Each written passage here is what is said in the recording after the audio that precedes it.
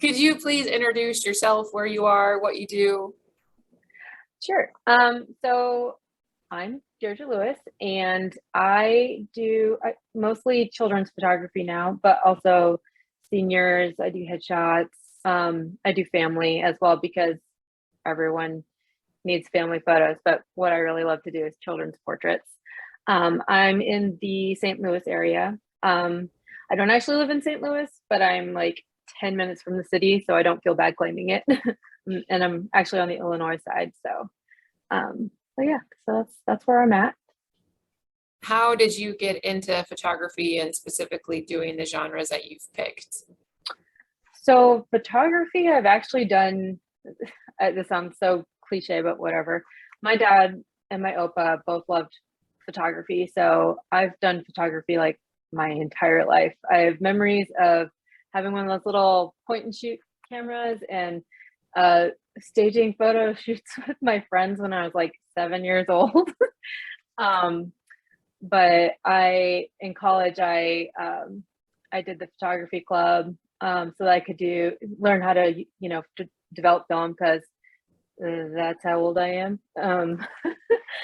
There wasn't digital photography then, but I do love uh, digital photography because one of the things I really like doing now is a lot of creative portraiture. So just kind of creating scenes, trying to draw in on children's imaginations and things like that. When we lived in Texas, I did a lot of maternity and newborn photography, and it was really great. And now I'm getting old.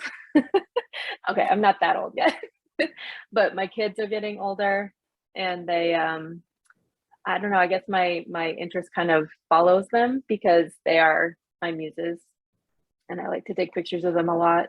They super love it.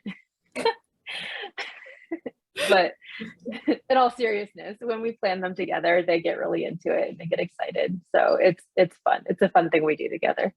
So, along those lines of kind of your process and these creative portraits that you're making, can you just kind of like walk me through that process from beginning to end with your client?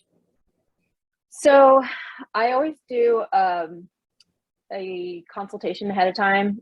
Pre-COVID, I would meet with people like in their homes or in a coffee shop or something like that.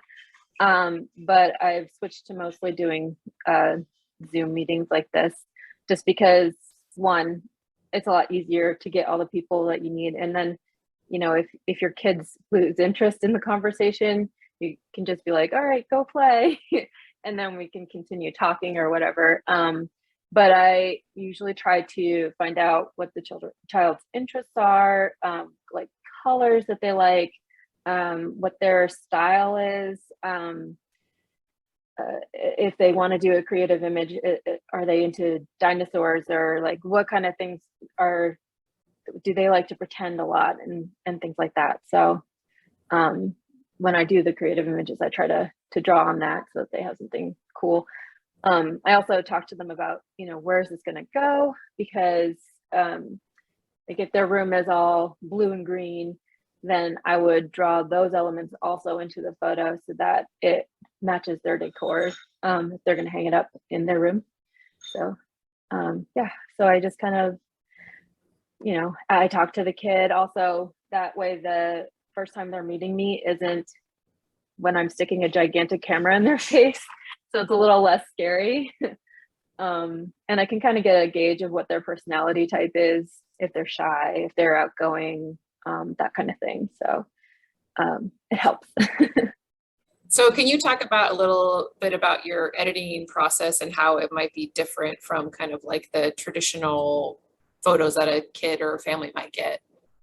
I try to give it a polished look, um, more like a painting or something along those lines, because that's not something that you're probably going to be doing yourself. If it's going on a wall or in an album, like a little storybook album, then you want it to look like a piece that you might find in a museum. That's my goal. Have you found that there is an age range that's best for doing these creative sessions that you make? Like, is it, a kid is, if they're not this age, they're not as like good at, kind of helping you create this thing? probably starting at age 5 and going up to maybe 11 or 12. Before 11 and 12 is when they really start to kind of get a little more self-conscious. So it can be harder there, but they're still pretty creative and they come up with some really good ideas. But I love that older side of it because it really is like a back and forth where I'll say something like, oh, what if we did this? And, you know, and, oh yeah, that's really cool. That's a great idea. But I really like to get them engaged in it because again, that is super helpful. So with toddlers, they're so concrete most of the time where if you are like, hey, look, there's a this, that, or the other thing, they'll be like, no, there's not. Or they'll look really briefly and you have to be on it. They'll be like, no, I don't see it. Let's run some more. Well, do you want to tell people how to find you online? Oh, that is a good question too, because I am currently rebranding. Right now you can find me at picturesofprose.art or .com. Pictures of Prose everywhere. And it's prose with an E, which sounds weird to say, but it's like prose as in like writing. So because it's trying to allude to storytelling.